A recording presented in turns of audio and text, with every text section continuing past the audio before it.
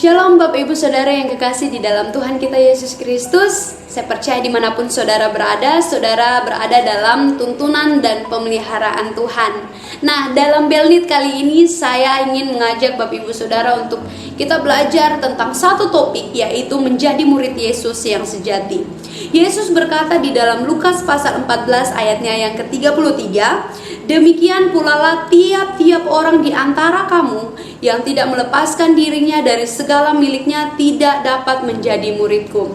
Bapak Ibu Saudara, kita tahu bahwa pada saat itu ada begitu banyak orang yang mau mengikuti Yesus. Karena pada saat itu Yesus melakukan begitu banyak mujizat, Yesus melakukan begitu banyak perkara ajaib, sehingga ada begitu banyak orang yang mau mengikuti Yesus, bahkan menjadi muridnya. Muridnya adalah orang-orang yang selalu bersama-sama dengan dia, selalu menyertai Yesus kemanapun dia pergi. Tetapi Bapak Ibu Saudara, menarik, pada saat itu Yesus tidak terpikat dengan begitu banyak orang yang mengikutinya, tetapi dia berkata kepada mereka bahwa ketika engkau mau menjadi muridku, engkau harus melepaskan dirimu dari segala milikmu, milik kepunyaanmu. Karena apa Bapak Ibu Saudara? Yesus tidak melihat tentang status mereka, Yesus tidak melihat tentang jabatan mereka, tetapi Yesus melihat hati orang-orang pada saat itu ketika mengikut dia. Mereka mengikut dia karena apa? Mereka mau melihat mujizat, mereka mau mengalami mujizat Tuhan. Tetapi Yesus berkata, tidak hanya sebatas itu. Ketika engkau mau mengikut saya, bukan hanya untuk engkau melihat mujizat, tetapi engkau harus melepaskan dirimu dari segala kepunyaanmu saat ini. Apa kepunyaan orang-orang pada saat itu? Kalau kita membaca dan kita melihat lebih dalam lagi, orang-orang pada saat itu, mereka sangat terikat kepada keluarga mereka, mereka sangat terikat pada kekayaan mereka, kepada status, jabatan mereka. Dan Yesus berkata, engkau harus melepaskan semuanya itu. Bapak Ibu Saudara yang kekasih dalam Tuhan kita Yesus Kristus, pada hari ini firman Tuhan datang kepada saudara. Sudah berapa lama saudara menjadi Kristen? Sudahkah saudara menjadi murid Yesus yang sejati? Ketika kita hendak menjadi murid Yesus, tidak hanya sebatas kita mengalami kebaikan Tuhan, kita mengalami mujizat Tuhan, tetapi Yesus berkata, engkau harus melepaskan segala milik kepunyaanmu. Apa yang masih mengikat kita untuk datang kepada Yesus? Kalau kita belajar dari kebenaran firman Tuhan ini, Yesus mau agar tidak ada yang menjadi penghalang ketika kita mau menjadi murid Yesus yang sejati.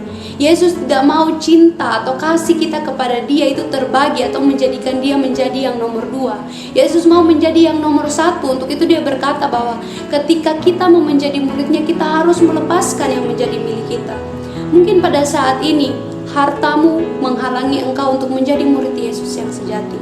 Mungkin pada saat ini jabatanmu, kedudukanmu, bisnismu, pekerjaanmu, pendidikanmu, keluargamu, atau mungkin hal lainnya yang lebih engkau kasihi daripada Yesus. Firman Tuhan datang kepadamu, lepaskan semuanya itu. Jika saudara ingin menjadi murid Yesus yang sejati, cinta saudara, kasih saudara kepada Yesus harus jauh lebih besar dari segala-galanya. Untuk itu pada saat ini, mari kita lepaskan segala-galanya. Mari kita menjadi murid Yesus yang sejati. Menjadi murid yang sejati, murid Yesus yang sejati adalah mendengarkan firman-Nya dan terus berjuang untuk melakukan semuanya itu di dalam kehidupannya. Amin untuk kebenaran firman Tuhan ini. Saya rindu berdoa bagi saudara. Mari kita berdoa. Bapa, terima kasih untuk kebenaran firman-Mu yang kembali mengingatkan kami agar kami boleh terus berjuang dalam hidup kami dengan firman-Mu, melakukan apa yang menjadi kehendak-Mu.